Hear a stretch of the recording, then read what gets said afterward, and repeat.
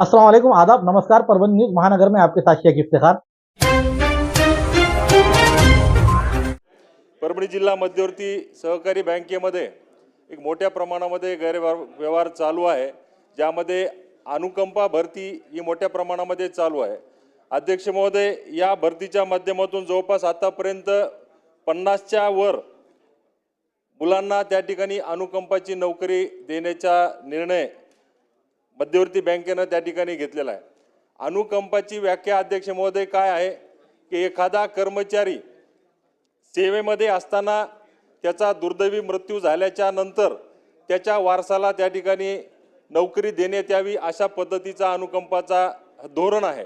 परंतु आमच्या बँकेमध्ये अध्यक्ष महोदय सर्रासपणे एखादा कर्मचारी अनफिट झाला किंवा त्याला अनफिट दाखवलं गेलं, सिव्हिल सर्जनकडे जायचं, त्याच्याकडनं अनफिट प्रमाणपत्र मिळवायचं आणि त्याच्यानंतर त्याला सेवेमध्ये असमर्थ आहे अशा पद्धतीची धारणा धरायची आणि त्याच्यानंतर त्याच्या मुलाला किंवा त्याच्या वारसाला नोकरीत घ्यायचं, लाखो रुपयाचा व्यवहार त्या ठिकाणी करायचा, अशा पद्धतीची भरती मागच्या अनेक वर्षापासून जिल्हा मध्यवर्ती बँकेमध्ये चालू आहे।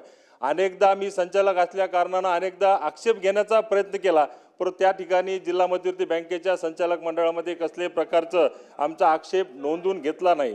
माझी विनंती आपल्याला अध्यक्ष महोदय आजच्या निमित्तानं अशी आहे की जे विद्यार्थी होतकरू आहेत, जे विद्यार्थी मागच्या अनेक वर्षापासून स्पर्धा परीक्षा असेल, बँकिंगच्या परीक्षा असेल, याच्यामध्ये अभ्यास करून प्रयत्न करत आहेत, अशा तरुण कार्यकर्त्यांवर, तरुण मुलांवर खऱ्या अर्थानं अन्याय होत आहे। माझी विनंती आहे आपल्या माध्यमातून सहकार मंत्र्यांना, सहकार विभागाला की अशा पद्धतीची झालेली अनागोंदी भरती, गैरव्यवहार हे आपल्या माध्यमातून त्या ठिकाणी हे रद्द करावा। दुसरा विषय असा आहे अध्यक्ष महोदय की प्रोबेशनच्या माध्यमातूनही काही लोकांना त्या ठिकाणी प्रोबेशनच्या माध्यमातून रोजंदारीवर नोकरीचं लावण्याचं त्या ठिकाणी घाट घातलेला आहे। त्या लोकांना नंतर 2 वर्ष 3 वर्ष कायम करून त्यांचा प्रोबेशन पिरियड पूर्ण झाला म्हणून, त्यांचं कार्य चांगलं आहे म्हणून त्यांना त्या ठिकाणी पुन्हा प्रोबेशनच्या माध्यमातून कायम नोकरीला घेण्याचाही निर्णय बँकेमध्ये त्या ठिकाणी घातलेला आहे। त्याच माध्यमातून आता सरळ सेवा भरतीची 152 जागांची भरती IBPS कंपनीच्या माध्यमातून झालेली आहे।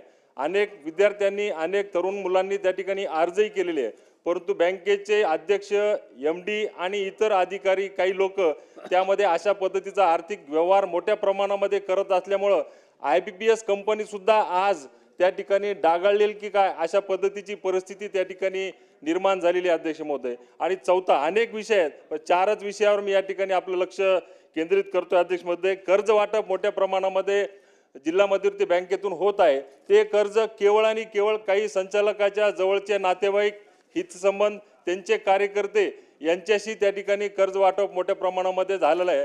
ते कर्ज असं झालेलं आहे अध्यक्ष महोदय, म्हणजे 50-50 प्रमाणामध्ये त्या ठिकाणी कर्ज वाटप झालेलं आहे। संचालकानं जर एखाद्या डिमांड केलं एखाद्या शेतकऱ्याचं, तर तो त्याचा कार्यकर्ता असेल, त्या कार्यकर्त्याकडनं 1 लाखाचं जर डिमांड झालं तर 50% त्या शेतकऱ्याला, 50% त्या संबंधित संचालकाला किंवा त्याच्या मध्यस्थाला, अशा पद्धतीची परिस्थिती मागच्या अनेक वर्षामध्ये त्या ठिकाणी उद्भवलेली आहे। मी या ठिकाणी आपल्या सर्वांना सांगू इच्छितो की काही लोकांचं असं म्हणणं आहे की कर्जमाफी या ठिकाणी सहकार मंत्री महोदय होणार आहे आणि कर्जमाफी झाल्याच्या नंतर हे जे काही कर्ज वाटप झालेलं आहे हे ऑटोमॅटिक त्या ठिकाणी माफ होणार आहे। अशा पद्धतीची परिस्थिती असल्यामुळं बेमाफ प्रमाणामध्ये त्या ठिकाणी कर्ज वाटप त्या ठिकाणी चालू आहे। माझी विनंती आपल्या या ठिकाणी मंत्री महोदयांना की ह्या अशा गैरव्यवहाराच्या अनेक तक्रारी मागच्या अनेक दिवसामध्ये दाखल झालेल्या आहेत। खऱ्या अर्थानं या सभागृहाचे सर्वोच्च नेते आदरणीय देवेंद्र फडणवीस साहेब विरोधी पक्ष नेते होते, त्यावेळेस त्यांची तक्रार त्यांच्या पत्रावर दाखल झालेली आहे। त्यानंतर या सभागृहाच्या राज्यमंत्री असलेल्या मेघनादिदी बोर्डीकर, त्यांची तक्रार या बँकेच्या गैरव्यवहार संदर्भात झालेली आहे। त्यानंतर या सभागृहाचे सिनियर सदस्य, माजी सदस्य रामप्रसादजी बोर्डीकर, त्यांची सुद्धा तक्रार या बँकेच्या गैरव्यवहारामध्ये त्या ठिकाणी दाखल झालेली आहे। नंतर मी विधानसभेचा सदस्य म्हणून ही तक्रार दाखल झालेली आहे। अशा अनेक तक्रारी या बँकेच्या विषयी दाखल झालेल्या आहेत। माझी विनंती आहे अध्यक्ष महोदय की सहकार मंत्री महोदयांकडून या ठिकाणी आम्हाला उत्तर मिळालेलं आहे।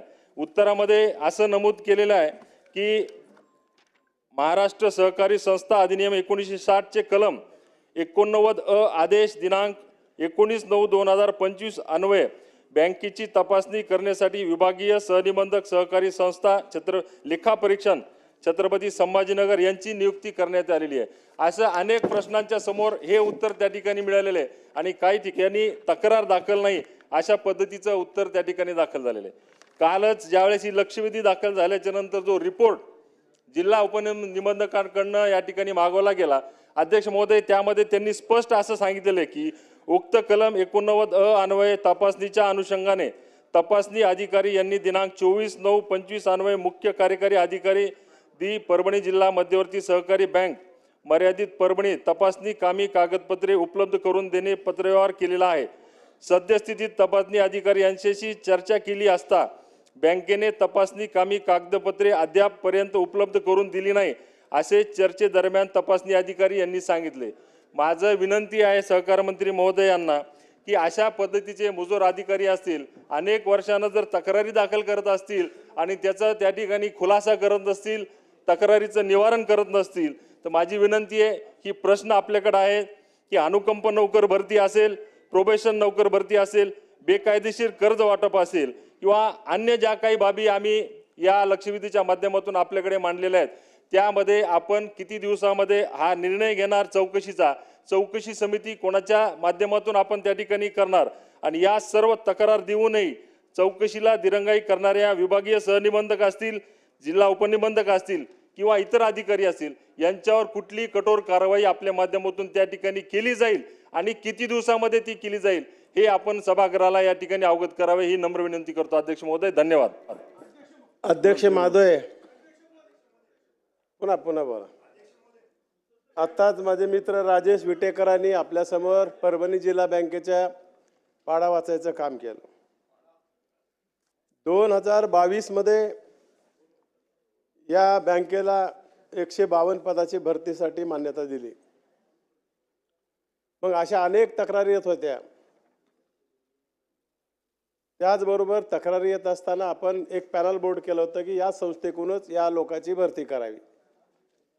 मग तक्रारी आल्यानंतर सरकारने एक निर्णय घेतला 31/12/2025 रोजी की ज्या नामांकित कंपन्या आहेत त्या कंपन्याकडून ह्याची भरती करावी। TCS आहे, IBPS आहे, MKCL आहे। त्याच्यापैकी त्या बँकेनं IBPSची निवड केलेली आहे। IBPS म्हणजे लॉंग फॉर्म सांगायची गरज नाही। तर आता त्यांनी जाहिरात दिल्यानंतर 10,000 लोकांनी सुधीर भाऊ अर्ज केलेले आहेत। पहिला मुद्दा त्यांनी एक आक्षेप घेतलाय की IBPS कंपनीवरच आमचा संशय आहे।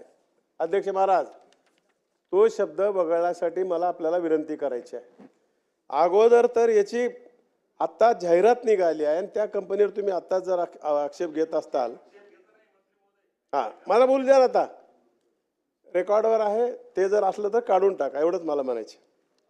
दुसरा विषय त्यांनी सांगितला की अनुकंपाच्या संदर्भात, बरोबर आहे, अनुकंपाच्या नावाखाली अशा प्रकारचं काही खोटे नाटक झालं ह्याची माहिती आम्हाला भेटलेली आहे।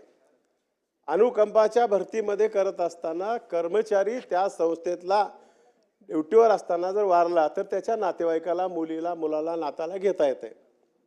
पण आताच राजेश विटेकरांनी सांगितले की 50 ते 60 लोक सिव्हिल सर्जनकडून अनफिट घेतले। 1 महिन्यामध्ये, 6 महिन्यामध्ये, वर्षामध्ये तो सेवानिवृत्त होणार आहे म्हणून असं अनफिट सर्टिफिकेट घेऊन 50 ते 60 लोक भरलेली अशी आमच्या विटेकर साहेबाची माहिती आहे।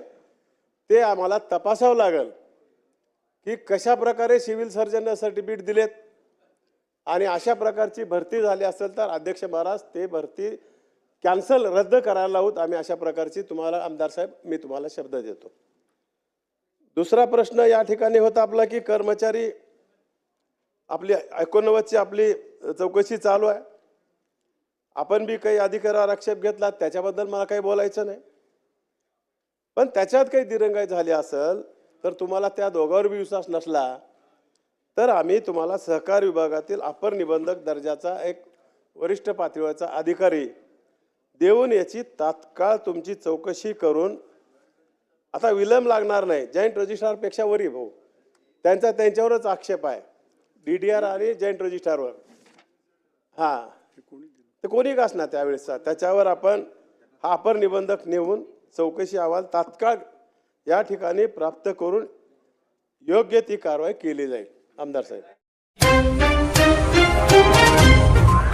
हमारे न्यूज आपको किस तरह पसंद आ रही है इसके बारे में लाइक करें, शेयर करें, कमेंट करें।